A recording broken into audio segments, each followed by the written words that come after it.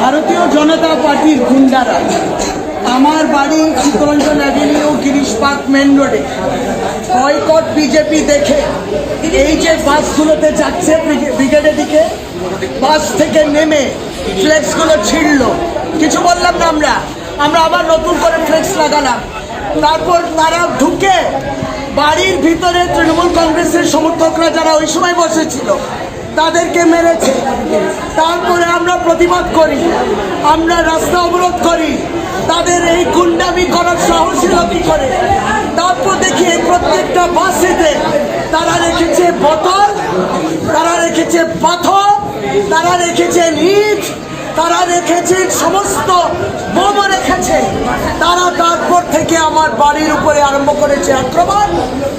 দরজা ভেঙেছে, জানলা ভেঙেছে, আমাদেরকে অ্যাটাক করেছে। আমার উপরে চেনে না বহিরাগত পাথর ছুড়লি আমার উপরেও। আমাদের প্রায় 50 জন ইনজার্ড। আমরা দিকে দিকে আশেপাশে হাসপাতাল নার্সিংহোমে পাঠিয়েছি তাদেরকে। এই লজ্জা, এরা গুন্ডা, এরা গুন্ডামি করে বাংলা দখল করতে এসছে। তারপরে পর বাসগুলোতে তারা এসে এই বাড়ির উপর আক্রমণ করেছে। প্রায় আমাদের 50-এর উপরের ছেলে মেয়েরা অসুস্থ, তাদের উপর আক্রমণ, পুলিশকে পর্যন্ত মেরেছে। অরাজকতা তৈরি করার জন্যে তাদের হাতে ছিল এই বাসগুলোতে বোতল, পাথর, অস্ত্র, লাঠি, ডান্ডা, এই সমস্ত বোম পর্যন্ত করেছে।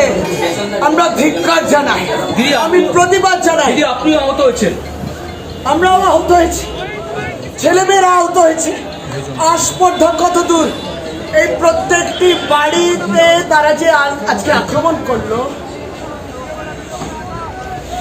তারা আক্রমণ করলো ছেলেদের উপরে যারা ইনজয়। তারা আমাদের বয়কট বিজেপির দোষ তাদের ছিঁড়ে দিয়েছে। আমরা তাদেরকে জিজ্ঞেস করছি সেই ভিডিও কেন ছিঁড়লি, তখন তারা স্বীকার করেছে ছিঁড়েছে। তারপরে পাথর, ওই বাসগুলোতে পাথর, ইট, বোতল, অস্ত্র, লাঠি সোটা এবং বোম পর্যন্ত আজকে তারা এই গিরিশ পার্কের বাড়িতে করেছে। এই বাড়িতে, বিধায়কের বাড়িতে তারা আক্রমণ করেছে কাউন্সিলরদেরকে। আমার প্রত্যেকটি দিক থেকে যখন কাউন্সিলর জানতে পেরে তারা এসছে। ছেলে মেয়েদের প্রায় 50-এর উপরে তাদের উপর আক্রমণ করে অসুস্থ। এরা গুন্ডা, এরা বহিরাগত, বাইরে থেকে এনেছে পাবলিক। এরা বাংলার কি? এরা এইগুলো নিয়ে ব্রিগেডে যাচ্ছে, প্রধানমন্ত্রীকে শুনছে, শহরে অরাজকতা তৈরি করে। এটা পূর্ব পরিকল্পিত বলে মনে হচ্ছে। পূর্ব পরিকল্পিত